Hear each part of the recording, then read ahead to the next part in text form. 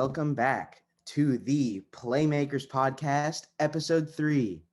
The date is February 8th.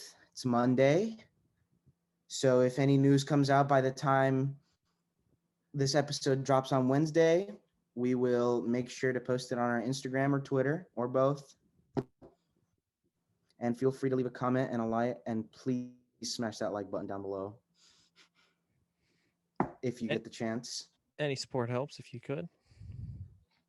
Of course, the big news Super Bowl, right? I think the story of the game is Todd Bowles' defense. Absolutely. Kansas City That was held defense. they were held without a touchdown for the first time in Pat Mahomes' NFL career.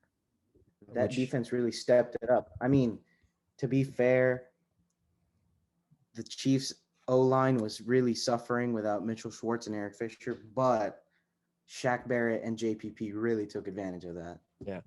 I mean, I respect the fact that they had backup tackles. I am aware of that. I understand that. But that's not an excuse to get beat that bad. The stat was Pat Mahomes ran 497 yards last night just trying to escape pressure. He covered 5 football fields of distance to not get sacked. That's too much for one person to do. That's too much. The Bucs finished with 3 sacks, 10 quarterback hits, countless more pressures. Pat Mahomes had no time to throw ever. He almost got hurt a couple times. Remember, there were a few times towards the end of the game he was literally limping because he kept getting walloped. And there was that one, like, kind of dirty hit. He got sandwiched between a couple guys towards the end. Mm-hmm. So, yeah. I mean, the defense really turned it up. And they made plays in the back end, too. A couple of interceptions.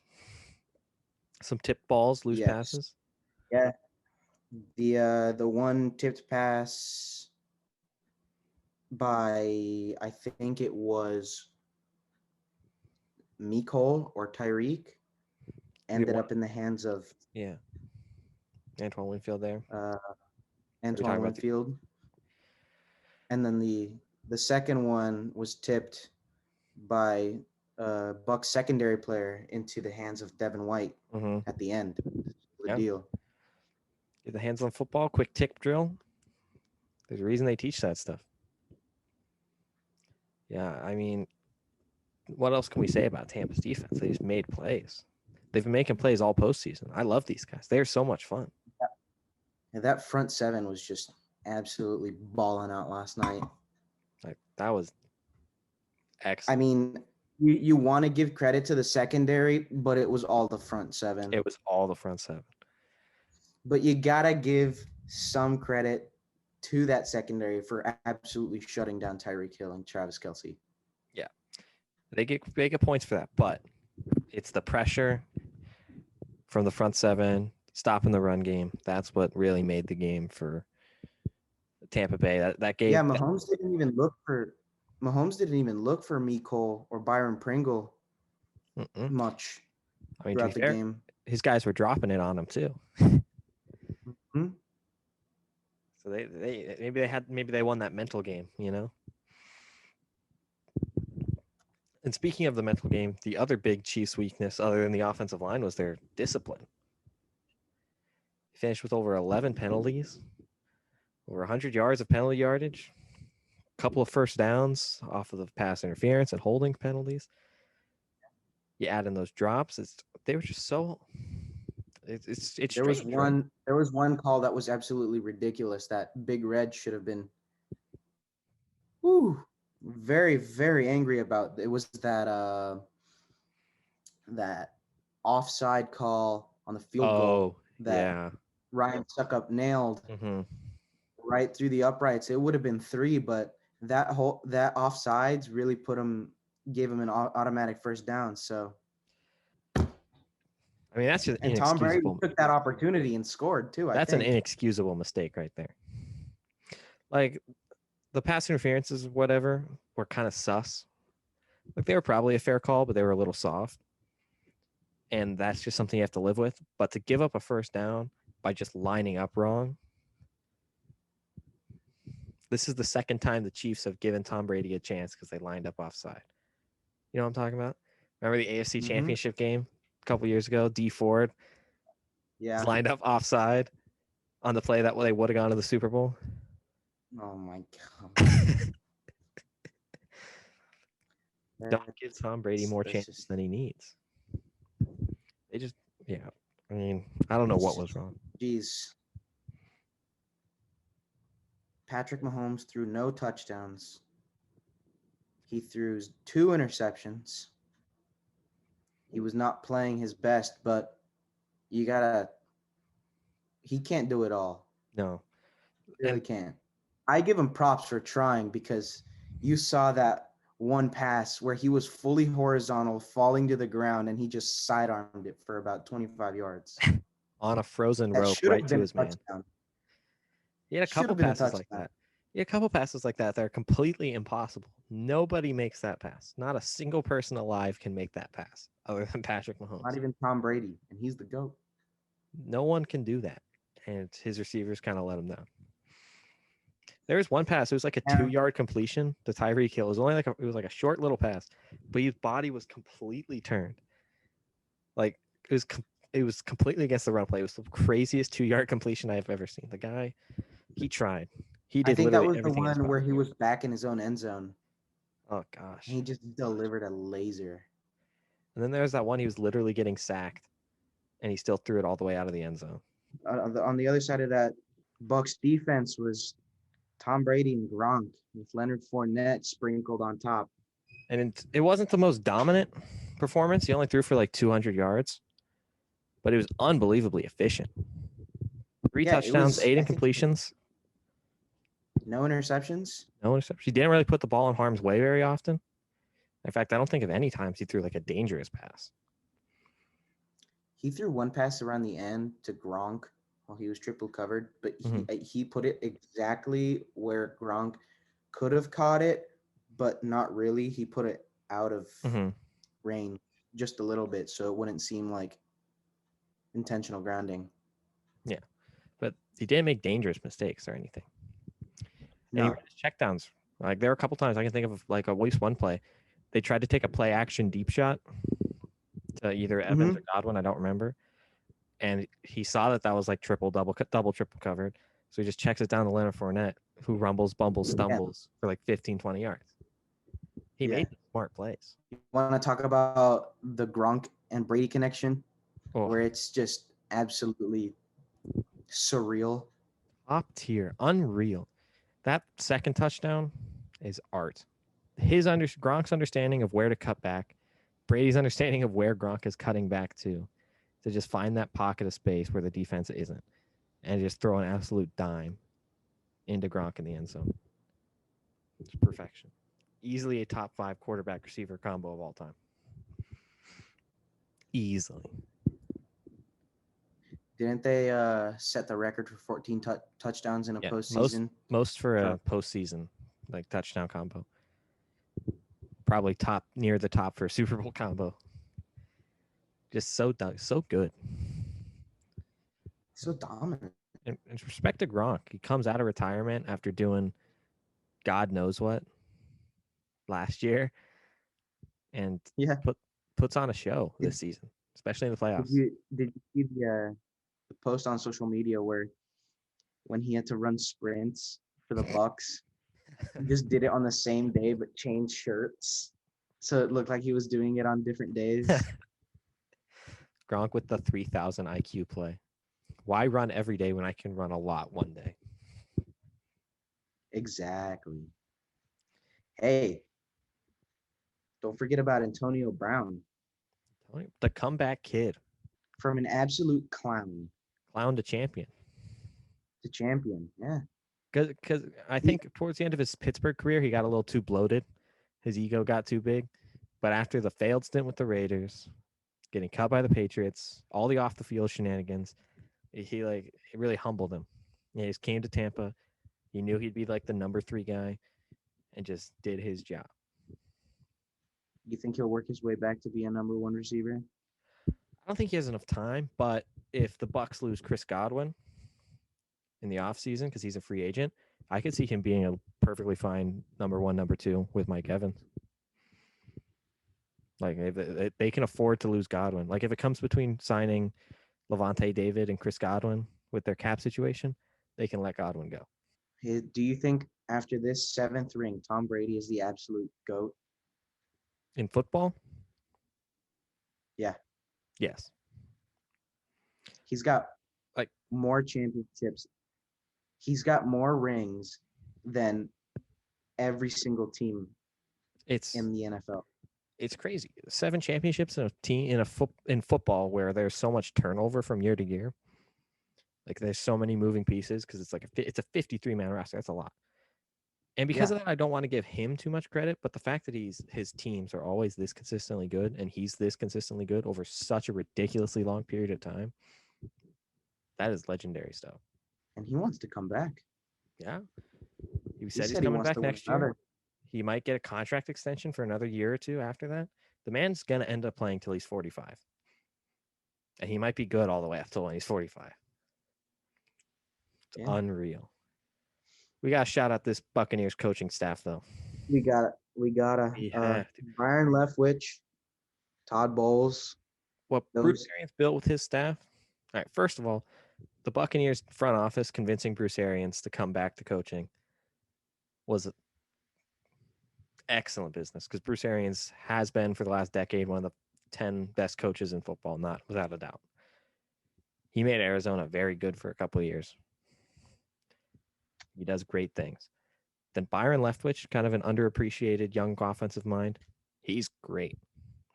Why he didn't get an interview, I will always be surprised.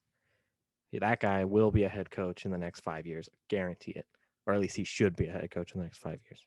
You think so? Post came out saying that Bruce Arians plans to retire This year?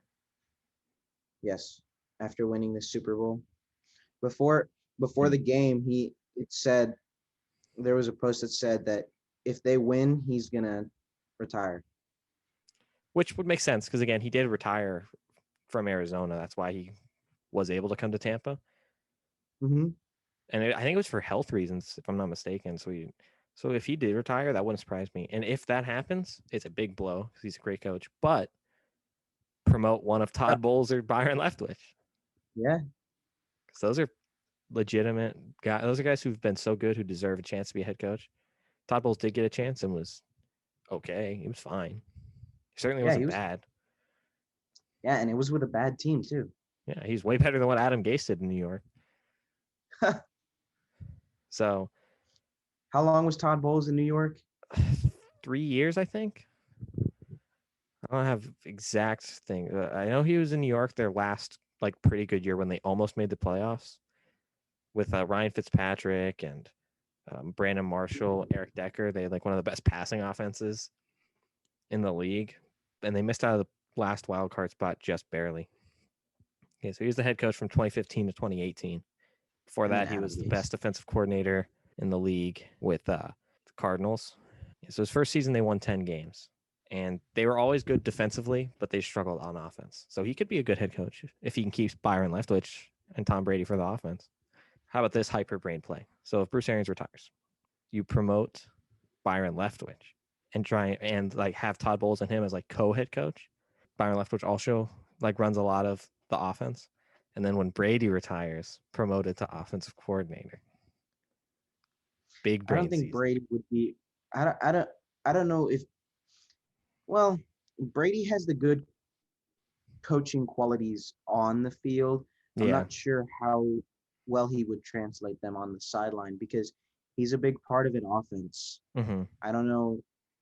He's a very influential player on the field, but off the field, I don't think he could, get in the mind of his players and be like, "Hey, this is how it's gonna work," I think he could, large part because he's just he knows so much and has seen so much in the game of football that he just literally knows pretty much everything that you need to know about an NFL offense.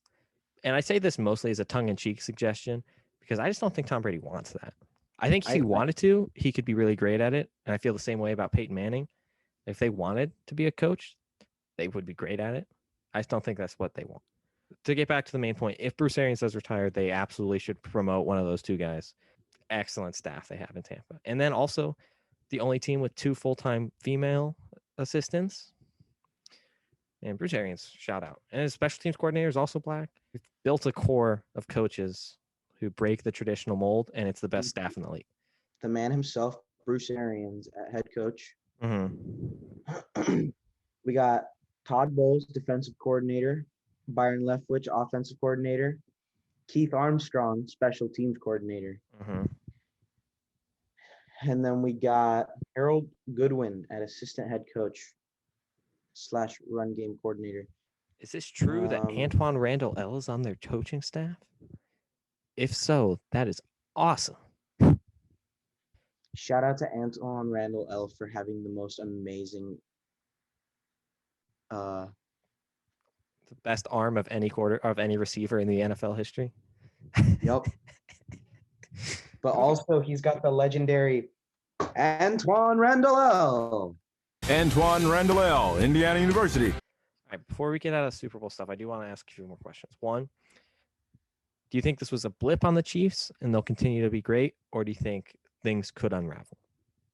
I don't know. It could go either way because on the look on Travis Kelce's face going into that stadium was not the same Travis Kelce that we saw 2 weeks ago. 100%. Mm-hmm. Tyreek Hill was – you saw Tyreek Hill, and they did not look stoked for the game like Patrick did. Patrick Mahomes really came in with that we're going to win attitude. Hey, you can't put your head down because the moment you put your head down is the moment you give up. And when you give up, they win. They've already won by the time you've given up. So, I think Patrick Mahomes is a fantastic leader and that he can, bring back the attitude that they really needed. Because I know Travis Kelce wants to fight for the right to Lombardi. So, I think if Patrick Mahomes can get into Travis Kelce, because Travis Kelce is the hype man for the Chiefs, 100%. Travis Kelce can get into the mind of the whole team and really just bump them up a notch, really boost the morale. That's what I think, at least. Mm-hmm. After a loss like this, they really need that Travis Kelce spirit, that fire.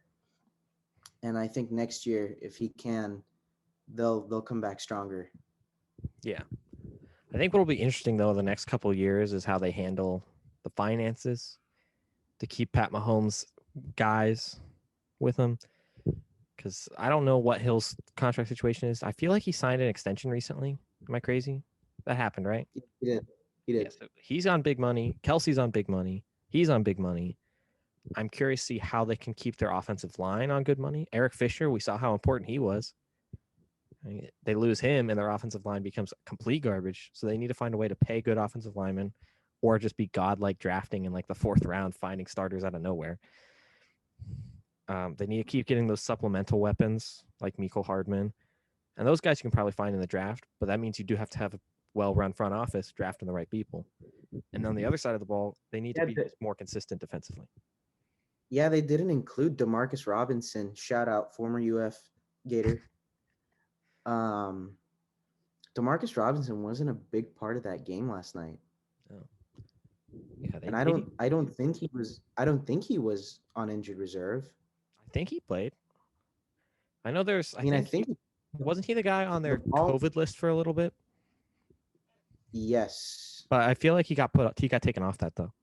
And what happened to Sammy Watkins?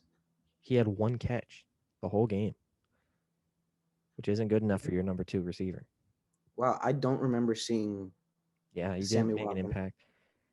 Mecole Hardman had 2 catches for 4 yards. He had 1 drop too, which is. Did have a drop. Marcus Robinson 11 yards.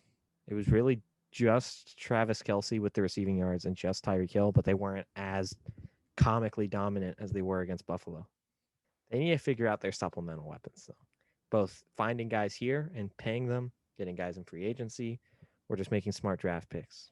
Honestly, what I would do, I would use some of that talent on the field and get actually like half-ass good players, because that defense really needs to step it up. I mean, What happened to the Colts is that they had that amazing defense, but they were just on the field way too much. They got tired. Yeah. Way too easily. you gotta have both. You gotta try and have a way both ways. And that's why I think it's so hard to have dynasties in football, is because you need to have at least like 30 starting caliber players in a bunch of different positions, plus depth beneath that. And it's so hard to have it all click for more than one season. Like the Bucks this season, they got it clicking. After a while, it took them a little bit, but they got it clicking. And they had the offense with Brady doing its thing, the play action game, deep balls, finding a run game. The defense was explosive, destroyed the run game, made plays in this past game. What happened to that Bucks O-line? It's juiced. Honestly, for the past couple of years, it's been surprisingly good. Like their center, whose name escapes me, he's really good.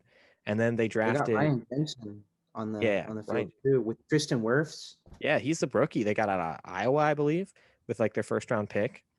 He's like already a Pro Bowl tackle. He's a rookie.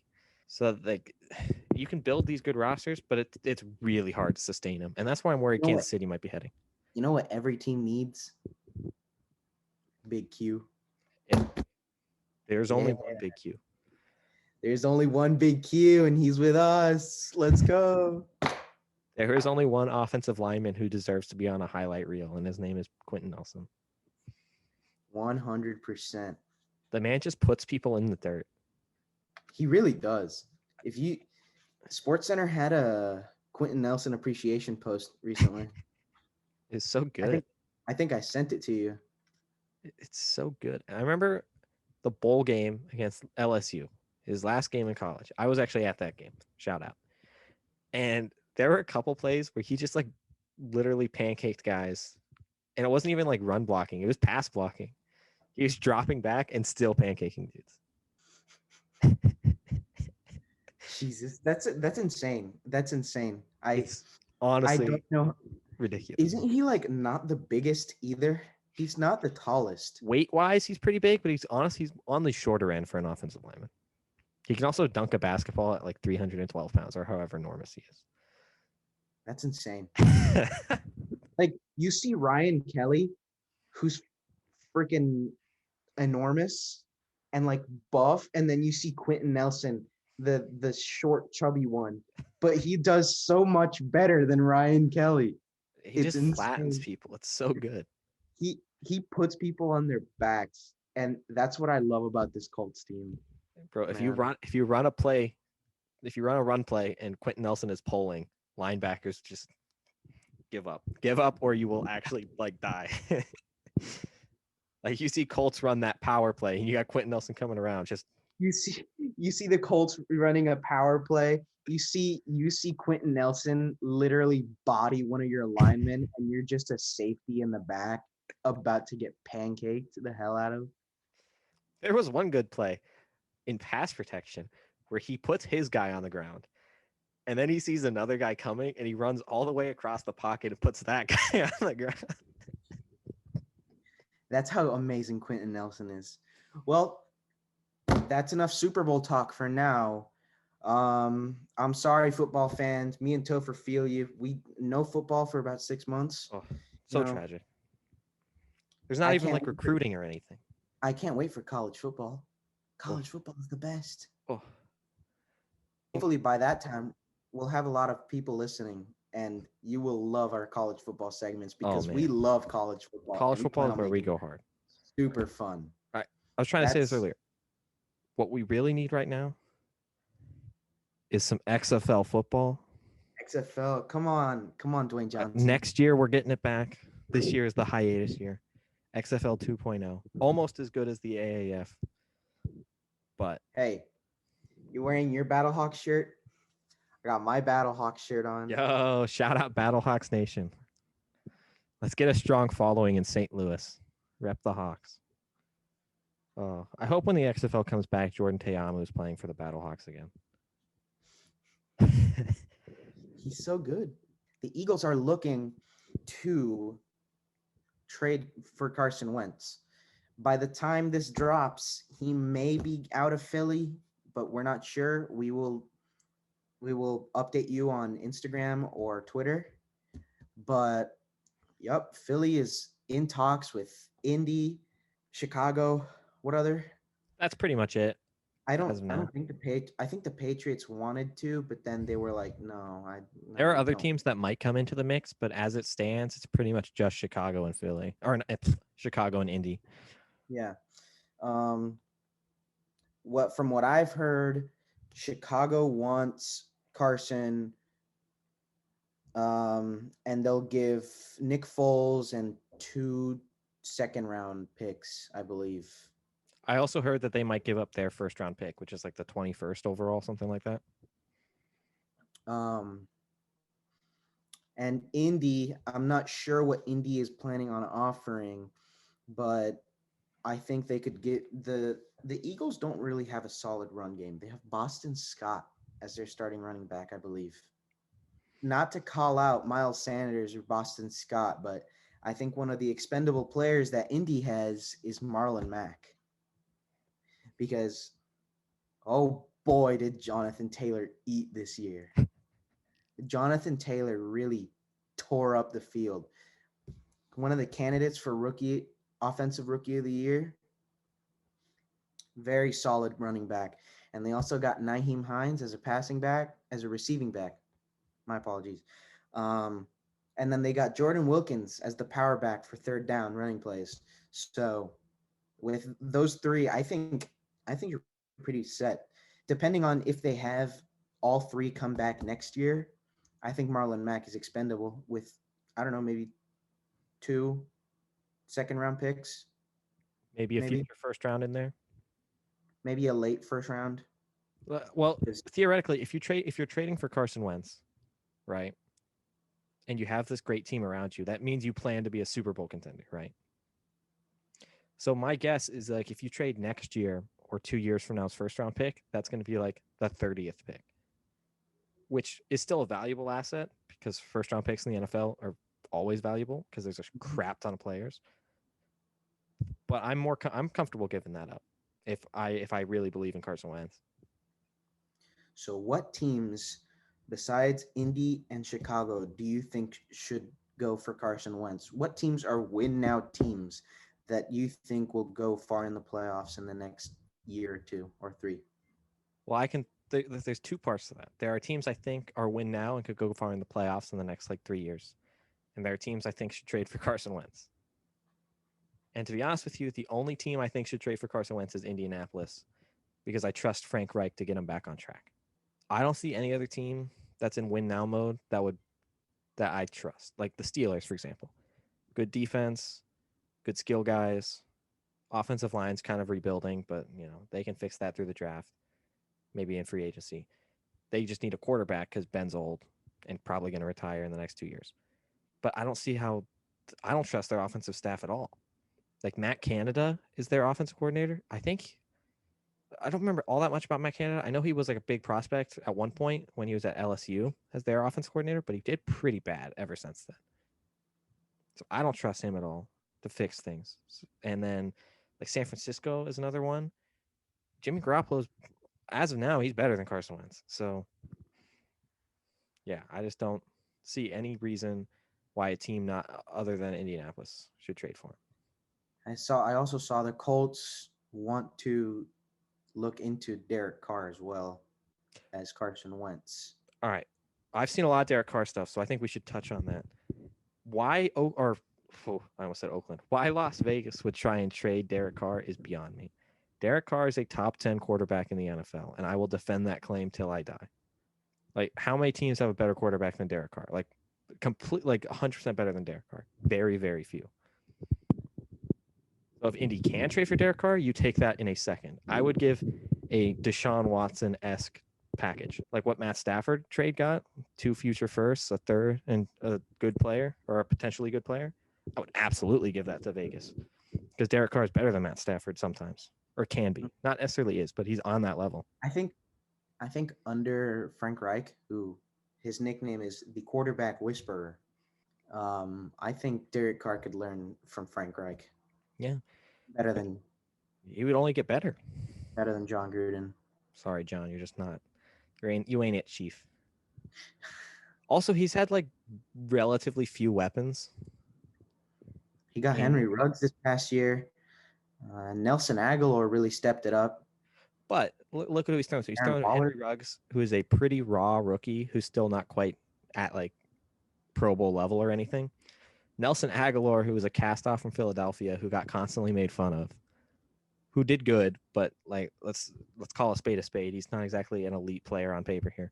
And then Amari Cooper for a little bit until he got traded to Dallas. And Darren Waller, who's a legitimately great tight end. So he's not like he's got great receivers. His offensive line was good, but then it has gotten less good over the years. But he's still he's a great quarterback. He was almost MVP one year. The first year they were good with Jack Del Rio, like in 20, I'm going to say 15, because I don't remember exactly. He was like he was probably going to win MVP, and then in like week 14, he broke his leg. And their season was done.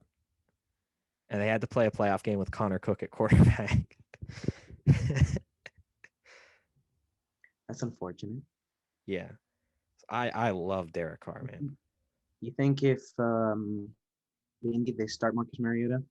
If they trade Derek Carr, do they start Mariota? Or do they look for another quarterback? All right, so here's where I think they would go. If they trade Derek Carr, it's because they think they can get a young quarterback from like the draft. Like let's say they trade him to Indy for like a couple first round picks or something. I feel like they would then use that to trade up in the draft to get one of the top 4 quarterbacks. Which in that case, then I think Mariota would have a chance to start. I think it'd be a quarterback battle all offseason between the young rookie and Mariota. And I think Mariota would probably play quite a few games.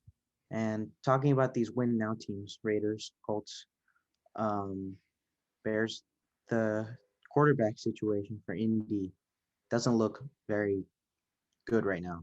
Yeah. There's a reason they're linked to Carson Wentz and Matt Stafford and Derek Carr.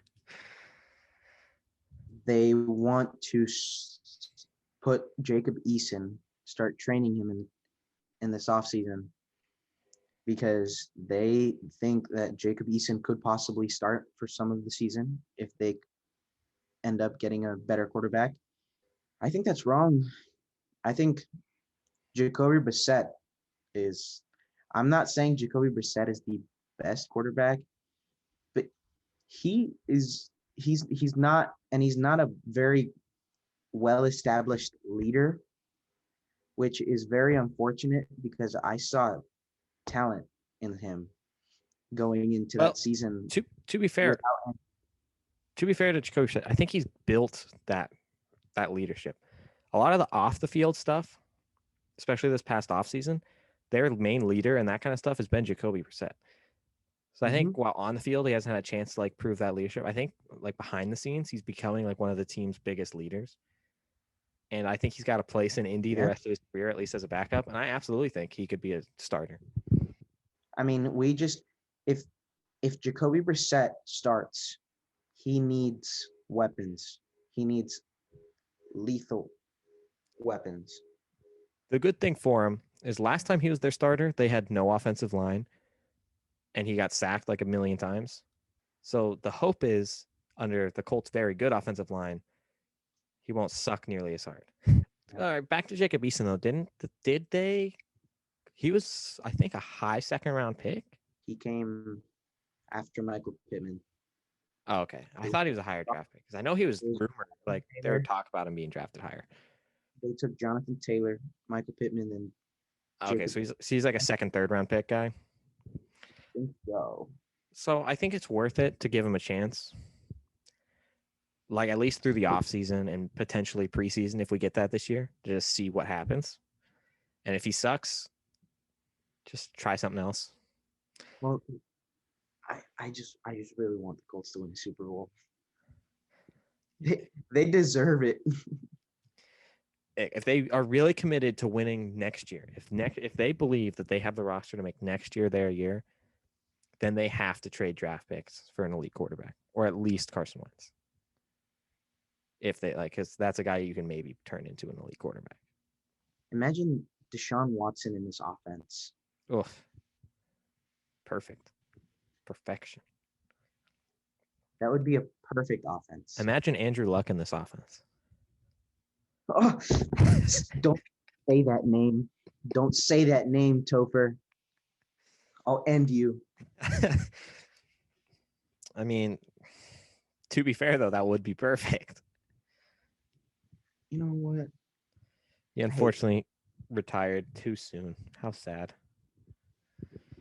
Just imagine if he had been drafted like in 2016, 2017, when they were rebuilding that offensive line. Mm-hmm. Oh my God. Oh. Okay, there is one other football thing I want to talk about real quick. So the Hall of Fame enshrinements were a part of NFL honors. And I am young, you are young, so I do not recognize a lot of the names, but I do recognize 3 names. I think we should rank them. Ready for this? And whatever your criteria is, just explain it. All right. Peyton Manning, Calvin Johnson, Charles Woodson. Rank them. Peyton Manning. This is difficult because Calvin Johnson was one of the most dominant wide receivers. He was the size of a tight end, but with the speed of a. I mean, he wasn't the fastest guy, but he was. He was pretty fast. He wasn't slow. So. And he also had ridiculous hands. I mean, Charles. He was a playmaker in the defensive backfield. He is one of the highest number of pick sixes in NFL history, or defensive touchdowns. Like, he's pretty high up on that list. He won a Super Bowl with Green Bay. He went to an AFC Championship game with Oakland. Mm-hmm. He lost that game versus Tom Brady. Oof. And the man, the legend, Adam Vinatieri. So if you rank team success, I think you could make the argument Charles Woodson is number 2. But the way I would say is Peyton easily won. Oh, yeah. Easily. He has a case to be the best quarterback of all time. Ridiculous. What a player he is. Now, I would probably say Calvin Johnson, too, because the sheer level of ridiculousness that was Calvin Johnson. I know he retired young. I know he never won anything, but I don't hold either of those against him.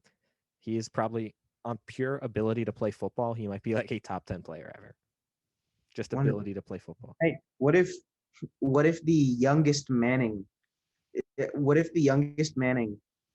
in that family is just all 3 quarterbacks combined, but with athleticism? I think he's like a sophomore in high school right now, and he's one of the top prospects of that very young recruiting class already. I know he broke some school records as a freshman.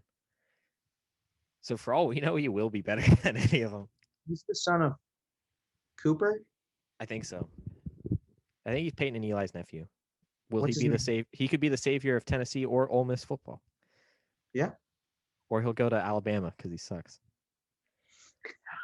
Dear Arch Manning, don't go to Alabama, please. Come to Florida. Early recruiting pitch. Come to Indiana. Why?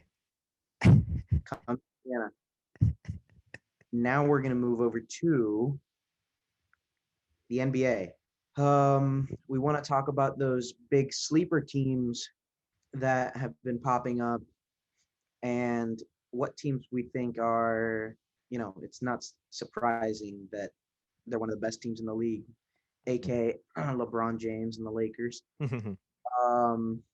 And players who have significantly stepped up their game since last season. For example, Paul George, which we'll get into in a few minutes after we talk about the teams themselves. So if you don't mind, I'll start with a team, Topher. We've talked about them not briefly before on the podcast, and that team is the New York Knicks. Oh, so much fun. That team, I watched them play against Portland the other night. Mm-hmm. Very, very fun team. Their defense is impeccable. They're not a team that walks into the arena knowing that they're going to outscore their opponent because they're not Damian Lillard, they're not Steph Curry. They don't know they know that they're not one of those teams that can easily outscore their opponent. So they really stepped up the defense. And then you got young players like RJ Barrett, Obi Toppin, and then you got breakout stars just out of nowhere like Julius Randle and Hey, Alfred is in let's there give some love somewhere. to the rookie Emmanuel Quickly, their sixth man, who's dropping like 16 a game off the bench Yeah, out of and literally nowhere. they want to trade for Derrick Rose too. So I mean, They did trade. I think they actually did get that trade through. Yeah, so they did trade did it him. go through? Yeah. What did they give to the Pistons? I for think just Derrick? like second round picks or something like that. Here, I'll give you the exact details. Dennis Smith Jr. and a second round pick. That offense now seems like they could put some points on the board because with Derrick Rose, yeah, he's kind of washed. Let's be honest. Derrick Rose, that's not the same Derrick Rose that Mm-hmm. he But used to be. he still got But he still got something. he's still got something left in the tank. Yeah. And I think with his experience, with those uh, stars that they got, RJ Barrett, like I said, I think Did they team make the chemistry, playoffs? hopefully. I think so. Bold. All right, I have a team here. I'm looking at the standings, and I'm honestly surprised, like very, very surprised that they're doing this well. And that's the San Antonio Spurs. I haven't I'm even not. heard about the Santa. I know, right? I haven't heard very much about them either, but they're standing fifth in the West, over the Nuggets, over the Blazers, over the Warriors, over some of the sexier teams that are missing the playoffs right now, like Memphis or oh my God, New Orleans. That's what I was trying to say. So I don't know why they're getting like no talk. I think it's because they're boring as hell. Yeah, they don't have any. They just got really good team chemistry. They got a really good coach in Greg Popovich. Mhm. They got, I mean, it's I And guess whatever system they're running, it's working. let's give some love. Let's They give don't some rely on. love. DeMar DeRozan traded away from the Raptors for Kawhi Leonard so they could win that one title in Toronto. He's putting up 20 points, almost 7 assists a game, playing really good basketball. Pretty high player efficiency rating. I'm seeing here, like, respect on DeMar DeRozan. He should be an all-star with the way the Spurs are playing and him being leading the way there. You know what I'm saying? Yeah. And as I look down this list, I have no idea how they are fifth. Like none of their like LaMarcus Aldridge is washed. DeJounte Murray is playing pretty good, I guess. But, like respect to the Spurs and DeMar DeRozan and Greg Popovich for finding that winning formula again. If they Yeah. can make the playoffs with this roster, honestly, respect. And I've got another team that I think has, really, really put some pep in their step after they lost a really, really talented player, and that is the Houston Rockets. The Houston Rockets are not playing their best basketball. I'm just going to say that. But let's be honest, they lost their best player. Their modern franchise icon, probably the second best player in team history. But Christian Wood has really stepped it up. Christian Wood in that offense, that is just, and he's a pretty good defender too. He's really crashing that glass.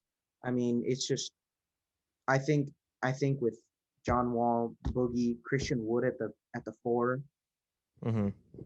I think they're really putting it together after the loss of James Harden. Do we know how long Christian Wood is going to be out? I am not sure because I know because he as you said, he was on like an all-star level run. He gets traded, I think he signs with the Rockets and is still putting up baller numbers, but then he got injured. So I'm wondering if they miss him, that would really suck. That's a huge blow, both for him and for the league, because No, he's become a very fun player for them. right ankle sprain. It's just a sprain. So So hopefully he'll come back in the next month-ish. what's their record right now? Let's see. They're not quite. They're just outside the playoff places by a few spots. They're a 500 team though. They're 11-11. They're right in the neck of it for the last few playoff spaces out west. John Wall off the injury, doing his thing. So And respect the Rockets. let's acknowledge the Sacramento Kings. Come Oh. on, man. Bro, De'Aaron Fox is one of my favorite players in basketball. Really put that team together. De'Aaron Fox, Buddy Hield, Marvin Bagley. My question is, will they ever be like truly good, or they'll just be always like kind of good? What if you add a person to that team, like let's say, who's a really good power forward or small forward that would be the glue? Why is that such a hard question? I mean, you could put Kawhi on that team, but Kawhi is really not the natural born leader that everyone expected him No, to I'm be. trying to like if they could just get one experienced leader, all-star. Blake Griffin. Blake Griffin's not good enough anymore. I mean, he's got the experience though. I guess, but I'm trying to think if there was like one experienced leader, all-star caliber player. Because I'm completely missing it, someone add us on Twitter. Yeah, I mean, there's LeBron, but I was just no. So if they can find someone like that we are just completely blanking on, that would be a scary team. Because their young core is fun, and De'Aaron Fox is an all-star caliber player. Buddy Hield is a fringe all-star caliber player. Now we're gonna move to we all know not surprising teams. Both LA teams, the Sixers. Oh, hold on. I'm looking at the standings, and I completely forgot. We had not talked about probably one of the wildest things I'm seeing here. Is that the Jazz have the best record in the NBA. Really? The Utah Jazz have the best record in the entire league. 19-5, better than the Lakers, better than the Sixers, who got off to a really hot start. And I think you can take a guess who's leading the train there. Donovan Mitchell putting up almost 24 a game. But the rest of that backcourt is putting up really nice numbers. Both Jordan Clarkson and Mike Conley are over 15 a game. The Stifle Tower's doing his thing in the middle. But he has almost 3 blocks a game. Utah Jazz quietly being one of the best teams in the league. I also want to talk about the Phoenix Suns. That addition of Chris Paul really boosted that team. Wow. Just wow.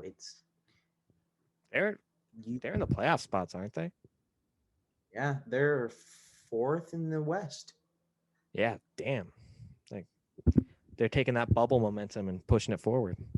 Getting Chris Paul is a great addition. That dude is ageless. Honestly. Then you got Devin Booker with Dre Ayton. I really want DeAndre Ayton to be a superstar. He seems like he should be like the best player in basketball. And now I want to talk about 3 of the most disappointing teams this season. I'm just gonna list them. And Topher, I want you to give me your brilliant insight on these teams. Starting with Miami Heat. Well, the big thing with the Heat, right, is they've had a lot of COVID and injury issues, which is always challenging. And then they were like the Lakers. They were late into the bubble. So they had to play all the way down to they had only a short I'm trying to control my thoughts here. They had like one of the shortest off seasons in NBA history, along with the Lakers. And unlike the Lakers, who have superhumans, LeBron James and Anthony Davis, their entire thing is their core, their identity. If they need a lot of people to be playing well to be a good team. And their role players, who they got more than they expected out of last year, now they're getting less than expected out of. And you can see how that takes them from a top 4 team in the East to a kind of a bad team. Second team, the Dallas Mavericks. I don't even know what's wrong with these guys because they should be working, right? They have top 5 player. They got Luka. They got Kristaps.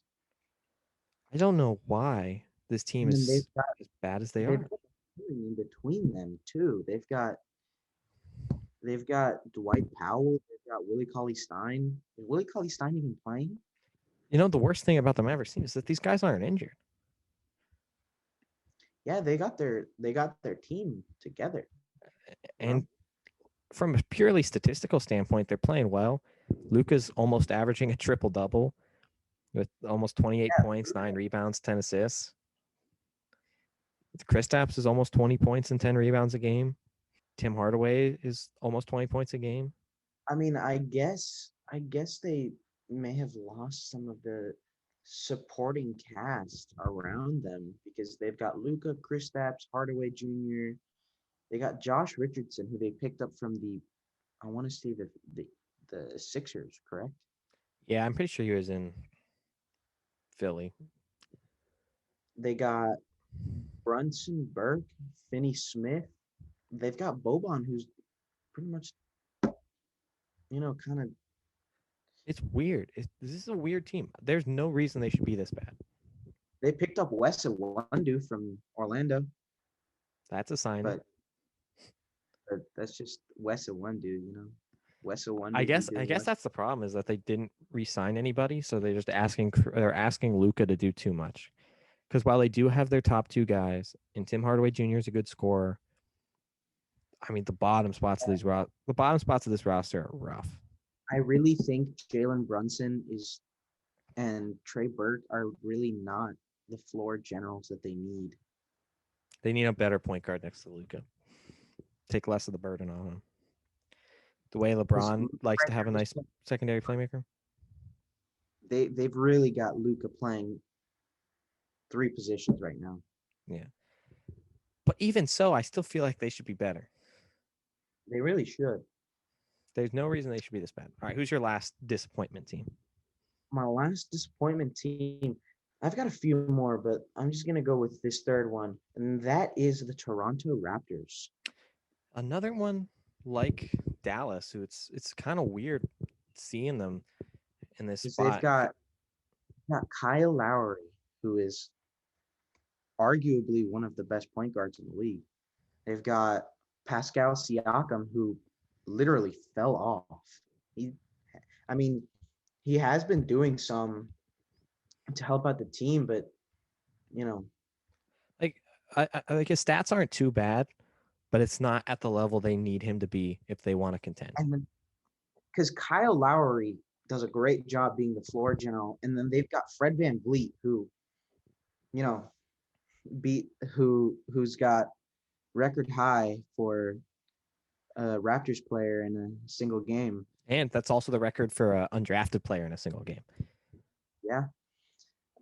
They've got OG Anunoby, who, isn't the best, most talented player, but he is a good supporting cast to the others. Another good support player, Chris Boucher. Yeah. Good athletic big man, but it's just not working. And also, I think Norman Powell was a pretty decent player. These are all good players, and they have a good coach. I think. Do you think them playing in Tampa and all the weirdness that comes with that might be a reason why they're struggling? It's because it's just so abnormal. Wait, say again? So, do you think the fact that they're playing in Tampa and like they're relocated, so everything's so weird with them, maybe that's a reason why they're selling bad? Wait, is the NBA doing a bubble again? No, it's impossible because of the border rules to travel between Canada and the US as frequently as you would need to have games in Toronto. So the Raptors are temporarily located in Tampa. I don't know. That could I feel like that probably plays at least some role, right?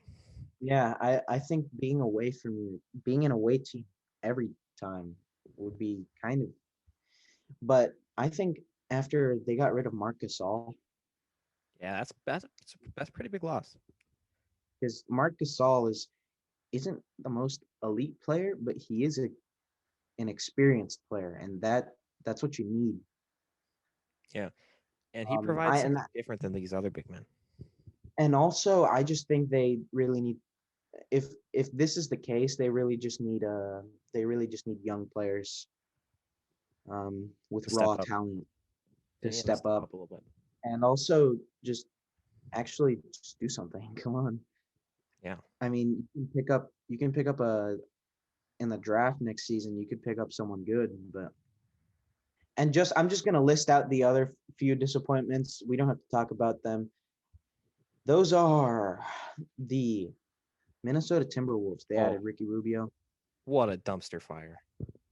I thought they were going to I didn't think they were going to be a playoff team, but I didn't think they were going to be as bad as they really are. They are horrible, and I'm not sure why. They might have the number 1 pick 2 years in a row. We talked about the Pelicans, I think last episode. I don't know. They should be winning. And I think that's pretty much it. I think the Grizzlies as well. The Grizzlies, I think they've got young talent. They don't really have a solid leader on the court. I guess you could kind of argue for John Morant, but he's really young. Can't really put it all on him to lead. They also missed like 2 weeks of the season with a COVID outbreak. So I'm more pervy to give them the benefit of the doubt, and they might turn it around. I wouldn't be surprised to see them turn around and make the playoffs. And I just didn't expect to see the Denver Nuggets at number 6 in the West. I know. After how good they were in the playoffs last year and how really good they were last year in general and the year before in general, it's kind of disappointing to see them off to such kind of a sluggish start. Also, shout out to the Hawks. I love Trae Young. Trae Young is a baller. That boy is a baller. Trae Young, 100%. They should go to the playoffs. You know, I thought coming out of college, people said he was kind of like Steph Curry, and I thought that was overblown. But honestly, I don't know how overblown that is. He's not quite Steph, but he's as close as anyone could be. Yeah. Is it time for Playmakers of the Week? Yeah, I think it's Playmakers of the Week. Topher, what are your Playmakers of the Week? Now, I really wanted to give my first Playmaker of the Week to Michael Sowers of Duke because he's the big name in lacrosse. You got to shout out your stars. And over the weekend, over 2 games against Denver and Robert Morris, he had 6 assists and a goal, which is pretty good. But it's not great by his standards. Who was great was Chris Gray, attackman from North Carolina. 6 goals and an assist against Denver the other day. So Chris Gray is my first Playmaker of the Week. You can say your other one if you want. Shoot. All right, I do want to shout out my other guy from the Tampa Bay Buccaneers, Super Bowl champions, the leader of their defense, Devin White, 12 tackles, an interception, a couple tackles for loss.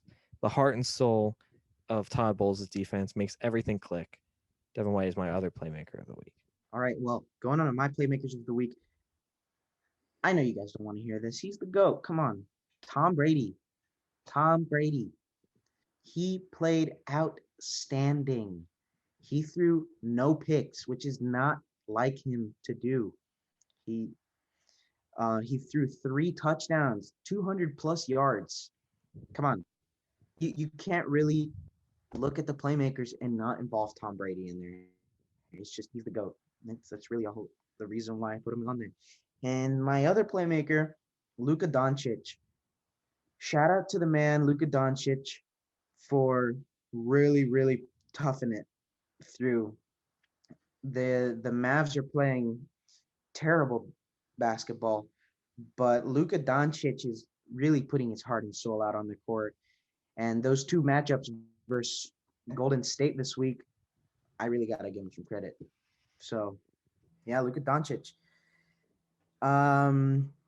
We will be putting a poll on. It'll be on Twitter. Last week's poll winner was Nikola Jokic of the Nuggets. He was our Playmaker of the Week. So vote. Follow us on Twitter at @the_Playmakers, and you'll see a vote. Will it be Chris Gray, Devin White, Tom Brady, or Luka Doncic? Who is your Playmaker of the Week? All right, now send us out of here. All right. Well, thank you for joining us on this week's episode of the Playmakers podcast. Again, please hit the like button down below. Leave a comment. We'll post on Instagram and Twitter if you want us to do a college basketball segment next week. I'll do research, I promise. Me too. And all the support that we get counts. We love you guys for supporting us and we want to thank you, and we really appreciate it. So tune in next week for episode 4 of the Playmakers podcast. All right. Bye, everybody.